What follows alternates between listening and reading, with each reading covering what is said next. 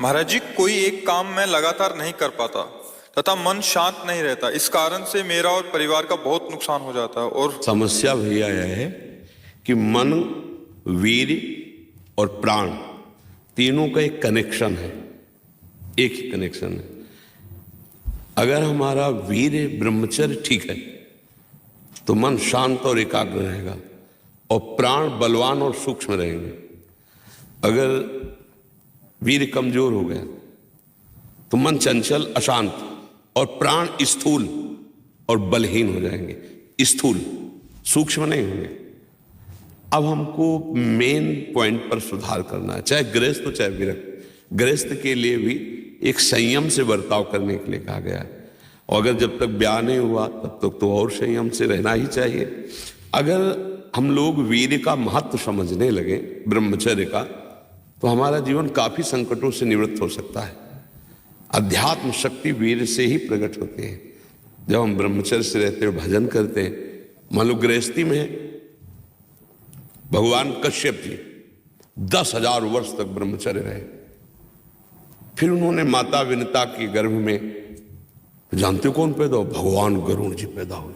कितने बलशाली, भगवान के वाहन, पूरे विश्व ब्रह्मांड को अपने एक पंखे में रख के उड़ सकते हैं। 10,000 वर्ष भजन किया तो फिर गरुड़ जी पैदा हुए। अगर गृहस्थी में भी है, संयम से रहकर भजन करके फिर बुद्धिमान, ज्ञानवान, बलवान बालक पैदा होगा। मुझे लगता है ब्रह्मचर्य की तरफ से हमारे समाज की दृष्टि हटती चली जा रही है। मनोरंजन के भाव में वो ब्रह्मचर्य, इसलिए हमारा मानना शांत। बोलो, अब इस समय आप यौवन अवस्था में हो, इस समय तो उत्साह रग रग में रहता है, नहीं, चेतना रग रग में रहती है। हम नए बच्चों को देखते हैं उत्साहहीन, मतलब जैसे डिप्रेशन में हो। चेहरा देखकर ऐसा लगता है जैसे परेशान हो। क्यों परेशान है? क्योंकि आंतरिक जो शक्ति सपोर्ट करने वाली है। अब मन जिस विचार में फंसा देता है, बिना मतलब फंसाए, कोई भय नहीं, वो भय दे रहा है। कोई शोक का कारण नहीं, वो शोक दे रहा है, चिंता दे रहा है। किसी भी कार्य को करो, इतना संशय पैदा कर रहा है, पता नहीं काम सफल होगा कि नहीं सफल होगा, कहीं ऐसा तो नहीं हो जाएगा, कहीं ऐसा तो, वो अशांत रखता है। और जब ब्रह्मचर्य, ऐसा कैसे हो सकता है? बल है ना, अध्यात्म बल, शारीरिक बल की बात नहीं कहते।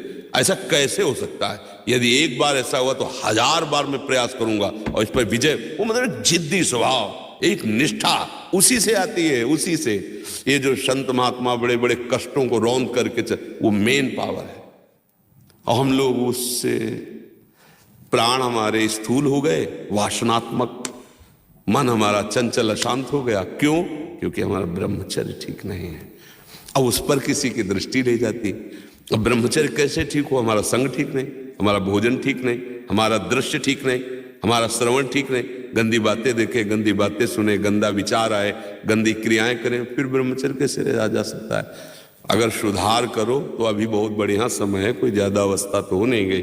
ब्रह्मचर्य का सुधार करो। हम सबसे कहते हैं व्यायाम करो। बिना शरीर को थकाए ब्रह्मचर्य को पचाया नहीं जा सकता। जैसे दंड बैठक, दौड़ भाग, व्यायाम किया, फिर आप भले गृहस्थ हो, फिर दिन भर कार्य करते रहो। 30 मिनट तो पूरे शरीर को ऐसा व्यायाम में रखो, पसीना पसीना हो जाए। अब 8-10 बजे तक सो रहे हैं तो व्यायाम कब करें? 4 बजे उठ के नहा धो करके घंटा आध घंटा दंड बैठक मारे तो आप देखो आपका जीवन प्रकाशित होने लगे।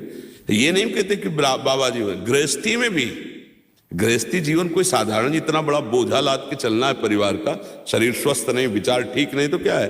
अभी कुछ दिनों ऐसे अगर आचरण ढीले रहे तो शरीर ऐसे भयानक कमजोरी से युक्त हो जाएगा कि आपको सब कहेंगे प्रमादी पड़ा रहता है, कुछ करता नहीं। इसलिए संभल जाओ।